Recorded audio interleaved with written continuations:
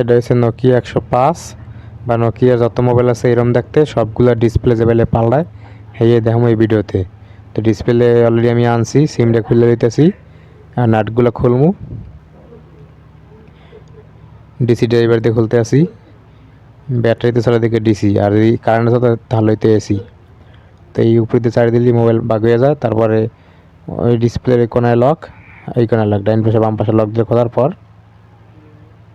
ডিসপ্লেটা আস্তে টান দেওয়া লাগবে, এগুলো পেস্ট করা থাকে। কি বলে পেস্টের ডিসপ্লে লাগানো লাগে হ্যাঁ দেওয়া মনে, আর এখন দেওয়া জ্বালাই সিস্টেম।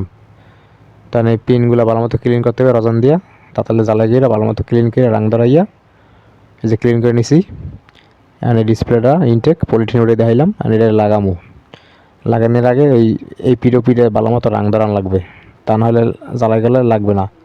তাই 1 নাম্বার পিন থেকে শুরু করে একদম 12 নম্বর পিন মধ্যে জ্বালাই করবো। আর ব্যাটারি লেগে চেক করবো, ওই জায়গাটা ভালো মতো ক্লিন করেছি। এই যে ডিসপ্লে ওকে। তো এই বইলে লাগাইবেন। ভিডিও থেকে যদি হেল্পফুল হন তাহলে লাইক কমেন্ট করে পাশে থাকবেন। যে জানতে দেখতেছেন ইনস্টাগ্রাম, ফেসবুক, টিকটক অথবা ইউটিউব, যেখান থেকে ভালো লাগলে লাইক করবেন, কমেন্ট করবেন, পাশে থাকবেন। নতুন ভালো